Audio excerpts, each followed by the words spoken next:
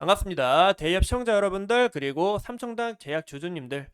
제가 오늘 삼청당 제약 이 아일리아 시밀러 관련해서 머리부터 발끝까지 모든 정보를 싹싹 모아왔습니다. 그래서 오늘 영상도 굉장히 중요한데요. 오늘 알아볼 내용은 이 환방병성과 그리고 아일리아 시장 규모 그리고 실질적인 부분은 어떤 부분인지, 그리고 삼청당 제약 이 특허 관련 정보와 앞으로의 모멘텀까지 제가 정말 이 소중한 정보들 이 밤새서 모아왔으니까 영상 기셔도 끝까지 시청해 주시고 좋아요와 구독으로 큰 힘 주시면 감사하겠습니다. 그럼 같이 바로 알아볼까요? 우선 이 알리아를 알기 전에 이 환방병성을 알아야 됩니다. 왜냐, 이 환방병선 치료제이기 때문인데요. 이 환방병선이란 보시는 것처럼, 보이시죠? 이게 황반입니다. 이 망막이라는 안구 내에 이 신경 중에서 가장 중요한 역할을 수행하는 부위인데 이 망막의 중심 부위다라고 볼 수가 있습니다. 즉, 이 황방병성이라는 거는 이 황반이 병성되는 질환인데, 즉, 이 황반이 태아를 하면서 빛과 색상을 감지할 수 없는 흉터 등의 조직으로 대체가 되고, 이로 인해서 시력이 감소하면서 이제 앞을 볼 수가 없는 이런 큰 문제를 야기한다라고 볼 수가 있습니다. 그럼 이 황반병성이 어떻게 되냐? 현재 건성과 습성 두 가지로 나뉘고 있는데요.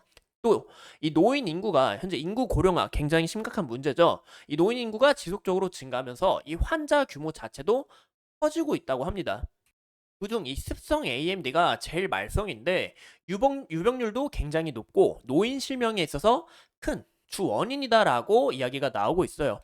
우리나라의 같은 경우 이제 5년 동안 이 환방병선 이 환자가 굉장히 크게 늘어났는데 65세 인구 7명 중에 1명이 경험했을 정도고, 무엇보다 이 우리나라보다는 이 유럽에서 굉장히 큰 문제라고 합니다.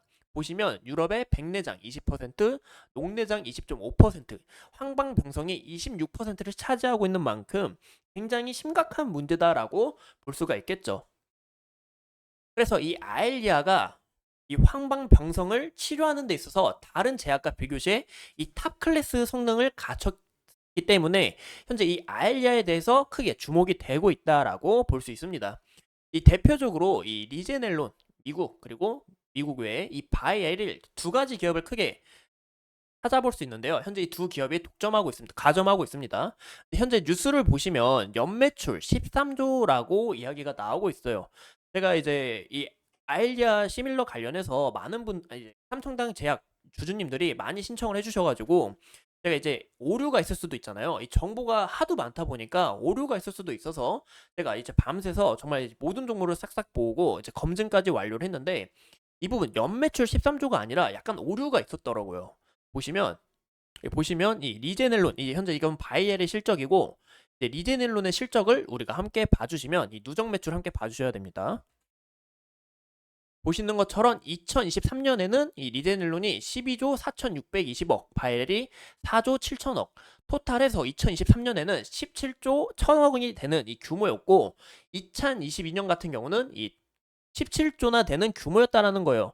이런 부분에서 이제 뉴스 약간의 오류가 있을 수 있다라는 거 우리가 참고하시면 좋을 것 같고, 미국 독점검이 보니까 이제 올해 6월에 만료가 됩니다.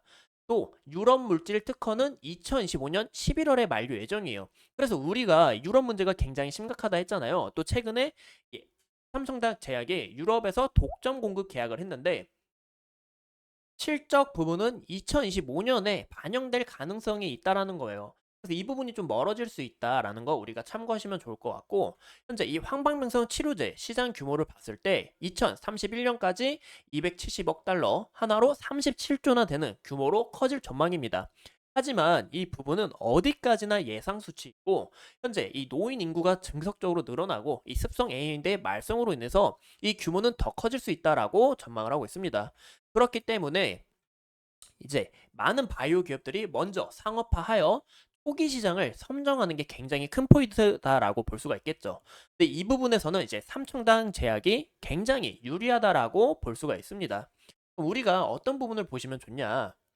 이 아일리아 특허 관련해서는 이 총 5가지가 있습니다. 이 물질 특허는 이제 작년 6월에 만료가 됐고, 이제 나머지 4가지가 있는데, 현재 이 부분에 있어서 바이오 시밀러들이 크게 집중할 수밖에 없어요. 그럼 우리가 한번 같이 하나씩 보실게요.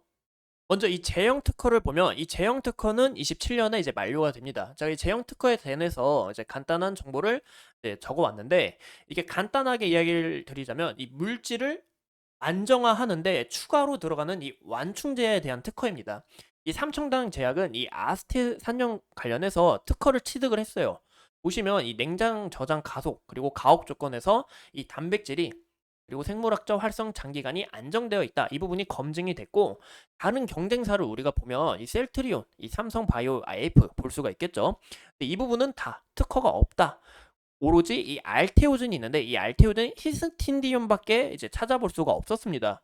또 이제 제법 특허에 대해서 관련해서 보시면 2026년에 이제 만료가 돼요. 현재 이 물질을 제조하는 방법에 대한 특허인데 삼청당 제약은 이 국내 그리고 대만에서 등록을 완료를 하였고 이 알테오젠은 국내, 일본, 호주, 러시아에서 등록을 완료했습니다. 근데 우리가 이 대만을 잘 보셔야 돼요. 대만이 이제 어떤 부분을 보셔야 되냐? 이 대만에서 특허를 얻었다는 거는 이 대만 자체에서 세계적인 보호를 의미합니다. 근데 대만 이 바이오 기업 프로그램을 보면 PPH 프로그램이 있어요. 이게 지금 무슨 얘기냐? 대만에서 특허 등록 결정서를 통해서 다른 참여 국가의 누구보다 신속하고 더 빠르게 특허 심사가 가능하다라는 거예요. 또 대만에서 이미 특허가 완료가 됐기 때문에 여기서 긍정적인 포인트가 될 수 있다는 부분과 또 대만에서 이 PCT 전략을 또 고려해 볼 수가 있습니다. 대만을 포함한 이 PCT 회원국에 특허를 신청하는 겁니다. 그러면 이 특허 딱 신청 한 번만으로도 150여 국의 이제 특허권을 동시에 특허를 신청하는 이 부분이 있다라는 거예요. 그래서 이 두 가지가 굉장히 히포인트다. 대만에서 특허 완료한 거 굉장한 죄송합니다. 기침이 많이 나와서 굉장히 긍정적인 포인트다라고 볼 수가 있겠죠. 그럼 우리가 또 한 가지 이 투여 특허를 보시면 투여 특허가 32년에 만료가 돼요. 이 투역 특허를 깨지 않으면 32년까지 미국에서 판매를 할 수가 없습니다. 근데 현재 이 삼청당을 포함한 이 마일란 3반 셀트리온이 연합을 해서 이 특허 무료 소송에서 1심을 승소를 했어요. 그러면 이 리제넬론, 이 오리지널 회사이니까 여기서 항소가 가능합니다. 근데 만약에 이 항소가 될 시 변수가 굉장히 많아져서 이 리스크가 굉장히 커지는데 이 항소 어떤 기업이 딱 걸렸냐? 이 삼청당 제약을 제한 이 마일란, 3반 셀트리온이 다 소송에 걸렸다라는 거예요. 현재 삼청당 제약은 이 소송 관련해서 문제가 없다라고 볼 수가 있고 무엇보다 우리가 좀 키포인트로 보시면 좋은 게 이 최근에 삼청당 제약이 이 캐나다 이 아포텍스라는 기업하고 독점 공급 계약을 체결했습니다. 근데 신기한 게 이 삼청당 제약이 나서는 게 아니라 이 아포텍스가 지속적으로 이 미국 특허에 대해서 이 리제네론에게 이제 지속적으로 소송을 제기하고 있어요. 즉 자기 기업 이 삼청당 제약이 아닌 이 아포텍스가 본인 소송 비용을 부담해 가면서 지속적으로 진행하고 있다는 겁니다. 이 부분을 봤을 때 미국에서의 본계약까지 우리가 좀 염두해 볼 수 있다는 거죠. 그래서 만약에 이 아포텍스로 인해서 미국 시장까지 열리게 된다면 이 기대감이 더 크게 불어올 수 있다는 겁니다. 그리고 이런 부분 우리가 참고하시면 좋을 것 같고 현재 일본과 유럽, 캐나다에서는 투약 특허가 존재하지 않고 오로지 미국에서 존재하기 때문에 삼청당은 또한 이 소송 관련해서 리스크가 없었기 때문에 괜찮다라고 볼 수가 있겠죠. 또 최근에 이제 유럽 9개국과 이 독점 공급 계약을 체결했고 또 과거에 유럽 바이오시밀러 이 EMA 허가 신청에서 문제가 전혀 없었다고 합니다. 이 3일 동안 생산시설 및 GMP 규정 검증까지 이미 완료가 됐다. 이런 부분에서 굉장히 긍정적으로 볼 수 있다는 겁니다. 그럼 마지막으로 우리가 이 PFS, 이 프린필드 실린지에 대해서 함께 알아볼게요. 이 알리아 같은 경우 주사 투여 방법이 두 가지가 있습니다. 프린필드 실린지 그리고 바이알 형태가 있는데 이 시장 규모를 프린필드 실린지가 90% 차지를 하고 있어요. 근데 여기서 특허를 만약에 보유하지 못한다면 10% 점유율을 차지하고 있는 이 바이알 제형만 상업화될 수밖에 없습니다. 그래서 이 PFS 특허를 무조건 보유를 한다고 볼 수가 있겠죠. 근데 이제 알테오전 제가 지속적으로 같이 이야기를 드렸잖아요. 근데 알테오전은 임상 3상을 진행 중에 있고 아직 시장에 진입하긴 좀 시간이 걸린다라고 볼 수가 있고 삼청당 제약은 이미 이 FDA 승인을 완료를 했다. 이 부분에서 경쟁사 전혀 없다라고 볼 수가 있습니다. 그래서 이 삼청당 제약이 굉장히 긍정적인 부분으로 본다라고 볼 수가 있고 이 성과 부분도 일본, 캐나다, 유럽 5개 국가 본계약을 이미 체결을 완료했기 때문에 실질적으로 시장에 가장 먼저 진입할 가능성이 높다라고 볼 수가 있어요. 그럼 우리가 리스크 문제도 우리가 감수를 하셔야 됩니다. 왜냐 이 투자라는 데 있어서 우리 리스크 관리가 제일 중요하기 때문에 제 개인적인 생각으론 리스크 문제가 뭐가 있냐? 현재 이 아엘리아를 따라잡는 이 바비모스가 있습니다.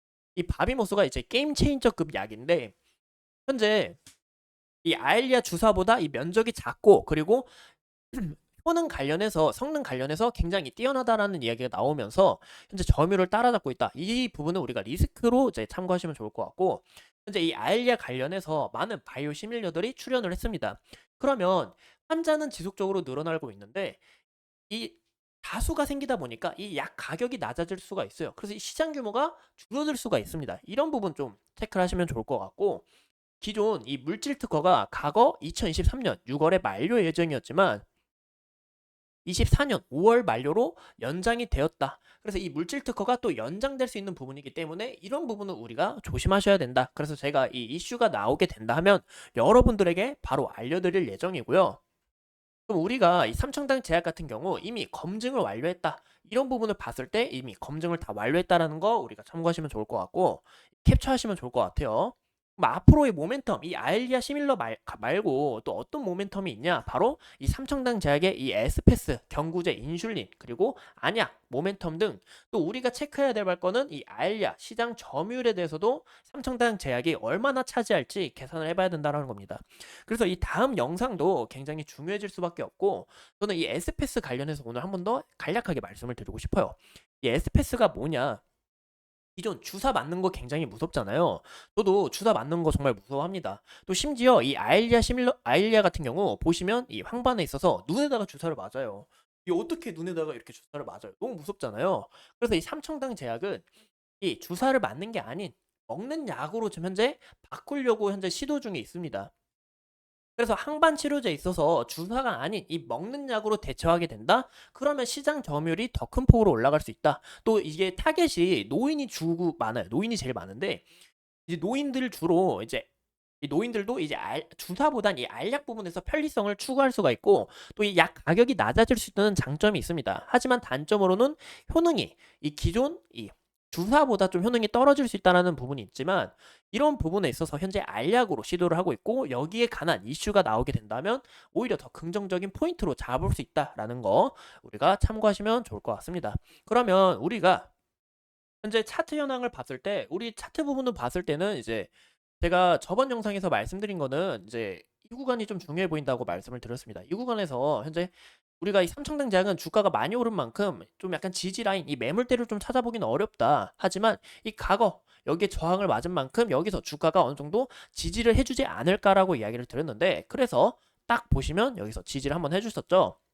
그 다음 제가 이제 여러분들한테 말씀드린 거는 여기서 추가적인 상승은 아직 어려워 보인다라고 이야기를 드렸습니다.